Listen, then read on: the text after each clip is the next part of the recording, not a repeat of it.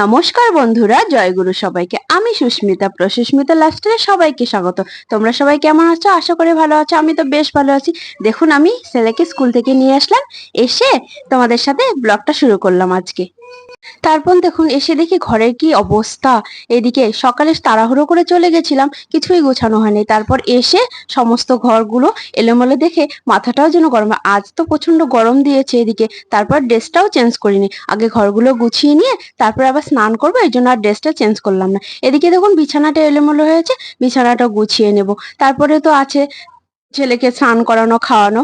এদিকে বিছানাটা গোছানোর পর দেখি অনেকগুলো কাপড় কালকে কেচে দিয়েছিলাম, সেগুলো আর গুছিয়ে রেখেছি, কিন্তু সেগুলো আর ভাঁজ করে রাখা হয়নি ঠিক জায়গায়। কারণ ডেইলি যেগুলো ইউজ করা হয় সেগুলো সঠিক জায়গায় রাখলে তাড়াহুড়োর সময় হাতের কাছে পাওয়া যায়, নিতেও সুবিধা হয়, কারণ কাজটা এগিয়ে যায়। কারণ সময় তাড়াহুড়োর সময় না কোনো কিছু যেন খুঁজেই পাই না আমি। আমার তো এরকম হয়, তোমাদের কেমন হয় সেটা আমি জানি না, কিন্তু আমার এরকম হয় জানেন তো। কোথাও যখন যে ঘুরতে যাব বা কোথাও বেরোতে যাব, সে কোনো ড্রেস খুঁজে পাই না, কোনো জামা কাপড় খুঁজে পাই না, এরকম হয়। তারপর কাপড় চোপড় গুলো গুছিয়ে রেখে তারপর ঘরগুলো আমি ঝাড় দিয়ে নিয়েছি, কিন্তু নেওয়ার পর ঘরগুলো মুছে নেবো। আজ ছিল বৃহস্পতিবার, কারণ সকালবেলা ওরকম করে চলে গেছি, ঘরগুলো মোছা হয়নি। বৃহস্পতিবারের দিন ঘর তো মুছতেই হবে।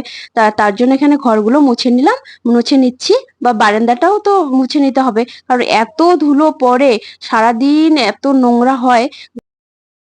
কিন্তু কিছু করার নেই বলুন, মাঝে মাঝে না বিরক্তও লেগে যায়। তো কি আর করা যাবে। তারপর ঘরগুলোও কিন্তু আমি মুছিয়ে নিয়েছি, আমার ঘর বা বাবা মায়ের ঘর সেগুলোও গুছিয়ে নিয়েছি। আর এখানে বারান্দাটা মুছে নিলাম। এদিকে ছেলেকে বাইরে খেলতে দিয়েছি, ও আসলে না আর আমাকে কোনো কাজ করতে দিবে না। তারপর দেখুন, অনেকগুলো কাপড়ও বের করেছে, ওগুলো সব ধুয়ে স্নান করে তারপরে চলে আসলাম ঘরে। ঘরে এসে দেখিয়ে দিলাম ঘরটা গুছানো তোমাদেরকে। এই যে এই রুমটাও গুছিয়ে নিয়েছি, ওই রুমটাও গুছিয়ে নিয়েছি, নিয়ে মুছে টুছে তারপরে স্নান করে তারপরে তো চলে আসলাম ঘরে, তাই তোমাদেরকে একটু দেখিয়ে দিলাম। জানেন তো, আমাদের ঘরে না দুদিন থেকে কারেন্ট নেই, তাই ঘরটা না একটু অন্ধকার অন্ধকার লাগছে।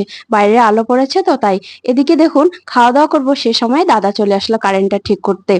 কারেন্ট ঠিক করলো, এটা কিন্তু বিকেল বেলা। তারপর আমরা সন্ধ্যাবেলা রেডি হয়ে যাব আজকেও সৎসঙ্গ, কারণ ভাদ্র মাসে তো সৎসঙ্গ হয় বলেছিলাম এই পুরো মাসটাতে। তাই কাছাকাছি যেগুলো সৎসঙ্গ হয় সেগুলোতেই যাব, কিন্তু ছেলে আজকে যেতেই চাইছে না। তাই তারপর তো চলে গেলাম সৎসঙ্গে।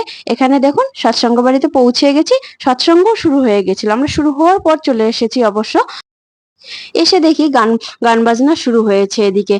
জানেন তো, তারপর গান বাজনা শেষে একটু কীর্তন হলো। কীর্তন করছেন আমার দাদা, উনি দাদা হন, কীর্তন করছেন। কীর্তন করার পর যে জেঠু আছে, আমার জেঠু, তিনি একটু ঠাকুর সম্পর্কে আলোচনা করছেন। এখানে না বাইরেটা না কালো কালো লাগছে, কারণ এখানে সেরকম লাইট ছিল না বাইরে, তাই এই জন্য ছবিগুলো কালো কালো দেখা যাচ্ছে। কারণ সৎসঙ্গটা বাইরে নিয়েছিল, তো এখন গরমের দিন, তাই সৎসঙ্গটা বাইরেই কিন্তু উঠানের মধ্যেই নিয়েছিল। ঘরের ভিতর এত লোকের জায়গা হবে না, জন্য তো জেঠুরা উঠানেই নিয়েছিল। সেরকম কোনো না লাইটের ব্যবস্থা ছিল না, এই জন্য ছবিগুলো কালো কালো আসে। তারপর দেখুন, এদিকে ঠাকুরকে ভীষণ সুন্দরভাবে সাজিয়েছে, তাই না বলুন? আমার তো বেশ ভালো লাগছে দেখতে, কি সুন্দর করে সাজিয়েছে ঠাকুরকে। আচ্ছা, ঠাকুরকে যেরকম করেই সাজানো হোক না, ঠাকুর তো সুন্দর লাগবে। তারপর আমরা সৎসঙ্গ শেষ করে চলে আসলাম বাড়ি।